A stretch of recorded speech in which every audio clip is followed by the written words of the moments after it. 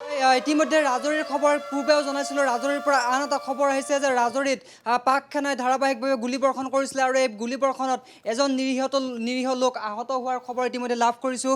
আৰু আমাৰ bureau' chief আছে গৌতম শৰ্মা, নতুন খবৰ আহিছে ৰাজৌৰীত ধাৰাবাহিকভাৱে পুৱাৰ পৰা আক্ৰমণ কৰি আছে আৰু নতুনকৈ খবৰ আহিছে যে নিৰীহ লোক এজন আহত হৈছে পাক সেনাৰ গুলীত আৰু নিৰীহৰ ওপৰত আক্ৰমণ অব্যাহত ৰাখিছে।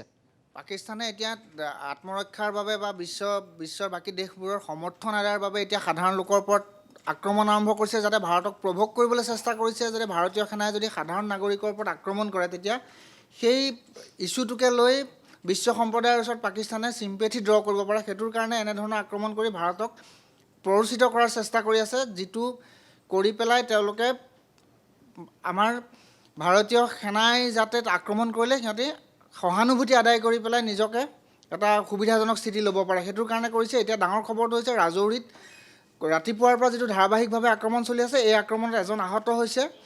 এই আহত লোকজনক ইতিমধ্যে বাৰু হস্পিটেলত ভৰ্তি কৰোৱা হৈছে। সমান্তৰালভাৱে শ্ৰীনগৰত, জম্মুত, শ্ৰীনগৰত প্ৰত্যেকটো সীমান্তৱৰ্তী প্ৰত্যেকটো এলেকাতে পাকিস্তানে যুদ্ধবিৰতি উলংঘা কৰি ভাৰতীয়ৰ ফালে অবিৰতভাৱে গুলীবৰ্ষণ কৰিছে, যাৰ ফলত শ্ৰীনগৰত বহুখিনি ঘৰৰ ক্ষতি সাধন হৈছে। আৰু হতাহতৰ খবৰ বৰ্তমানলৈকে অহা নাই যদিও ভালেখিনি ভাৰতীয় সাধাৰণ নাগৰিক আহত হোৱাৰ আশংকা কিন্তু চৰকাৰী সূত্ৰই সদৰি কৰিছে। বৰ্তমান যিসকল আহত হৈছে সেইসকলক হস্পিটেললৈকে নিয়াৰ ব্যৱস্থা কৰা ইতিমধ্যে হস্পিটেলত তেওঁলোকে ভৰ্তি কৰোৱা হৈছে। যিমানখিনি পাৰিছে সেনাই, ভাৰতীয় সেনাই বা জম্মু পুলিচ, কাশ্মীৰ পুলিচে তেওঁলোকক সেইখিনি সুবিধা ৰাখিছে। তেওঁলোকে ততাতৈয়াকৈ সেইখিনি যিখিনি যাৱতীয় ব্যৱস্থা হ'ব লাগে সেই যাৱতীয় ব্যৱস্থা গ্ৰহণ কৰিছে। তাতকৈ ডাঙৰ কথাটো হৈছে যিটো বেলিষ্টিক মিছাইলৰ কথাটো মই অকণমান কৈ ল'ব খুজিছোঁ। বেলিষ্টিক মিছাইল যিটো ব্যৱহাৰ কৰিছে ফাটাহ 1 বেলিষ্টিক মিছাইলটো ইৰাণত নিৰ্মিত মিছাইল। এই মিছাইলটো, এই ক্ষেপণাস্ত্ৰটোৱে 1400 কিলোমিটাৰ দূৰত্বত আক্ৰমণ কৰিব পাৰে, আঘাত সানিব পাৰে, যথেষ্ট ক্ষয় ক্ষতি কৰিব পাৰে। 350 পৰা 400 কিলো ওজনৰ 350 পৰা 400 কিলো ওজনৰ এই বেলিষ্টিক ক্ষেপণাস্ত্ৰই 1400 কিলোমিটাৰ দূৰত্বত এইটো আঘাত সানিব পৰা মিছাইল তেওঁলোকে পাকিস্তানে ভাৰতৰ প্ৰতি নিক্ষেপ কৰিছিলে, কিন্তু ভাৰতীয় এয়াৰ ডিফেন্স ছিষ্টেমে এই বেলিষ্টিক মিছাইল ধ্বংস কৰিবলৈ সক্ষম হৈছে। এইটো আটাইতকৈ ডাঙৰ খবৰ। এয়া হৈছে সবাতোকৈ ডাঙৰ খবৰ। আৰু ইতিমধ্যেই ব্যুৰ' চিফ গৌতম শৰ্মাই কৈছে যে ফাটাহ 1 বেলিষ্টিক মিছাইল সেইটো ইৰাণত নিৰ্মিত বুলি কৈছে, কিন্তু বৰ্তমান যিখন ইৰাণে পাকিস্তানক এই যিসমূহ অস্ত্ৰ ভাণ্ডাৰ পূৰ্বত বাণিজ্যিক চুক্তি, ৰক্ষা চুক্তি বা অন্যান্য তেওঁলোকৰ যিসমূহ সম্পৰ্ক, সেই সম্পৰ্ক অনুসৰি সেয়া কিনিছিলে ইৰাণৰ পৰা, কিন্তু বৰ্তমান সবাতোকৈ ডাঙৰ কথাটো হৈছে ইৰাণ কিন্তু বৰ্তমান পাকিস্তানৰ পক্ষত নাই। ইৰাণে ভাৰতৰ পক্ষত থিয় হোৱা পৰিলক্ষিত হৈছে। অৰ্থাৎ ইৰাণেও গম পাইছে যে পাকিস্তানে এইসমূহ অস্ত্ৰ ভাণ্ডাৰ ব্যৱহাৰ কৰি ভাৰতৰ নিৰীহ ভাৰতৰ সেনাৰ ওপৰত কেনেধৰণৰ অত্যাচাৰ আৰম্ভ কৰিছে, গতিকে সেয়া বুজিব পাৰিছে। পূৰ্বতেও ইৰাণ আৰু পাকিস্তানে যদিও এটা ভাল সম্পৰ্ক তেওঁলোকে ৰাখিবলৈ চেষ্টা কৰিছিল, কিন্তু বৰ্তমান ইৰাণ কিন্তু ভাৰতৰ পক্ষতে থিয় হোৱা পৰিলক্ষিত হৈছে।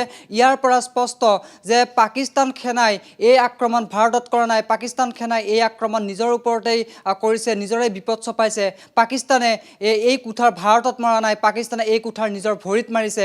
তেওঁলোকে যি কুঠাৰ মাৰিবলৈ চেষ্টা কৰিছে ভাৰতৰ লোকসকলৰ ওপৰত, ভাৰতীয় সেনাৰ ওপৰত, সেই কুঠাৰে তেওঁলোকৰ ভৰিত আঘাত সানিব, সেয়া ইতিমধ্যে স্পষ্ট হৈ পৰিছে। কাৰণ বাৰম্বাৰ ভাৰত চৰকাৰৰ তৰফৰ পৰা ভাৰতৰ বিদেশ সচিবে নিজৰ বিদেশ সচিবৰ জৰিয়তে বাৰম্বাৰ স্পষ্ট বাৰ্তা দি আছে যে যি এক উত্তেজনাময় পৰিস্থিতি পাকিস্তানে চেষ্টা কৰিছে, সেই উত্তেজনাময় পৰিস্থিতি যি পৰিস্থিতিত আছে তাতেই খাম কাটক, ইয়াৰ পৰা আগুৱাই নাহিব, ইয়াৰ পৰা এখোজ আগুৱাই নাহিব।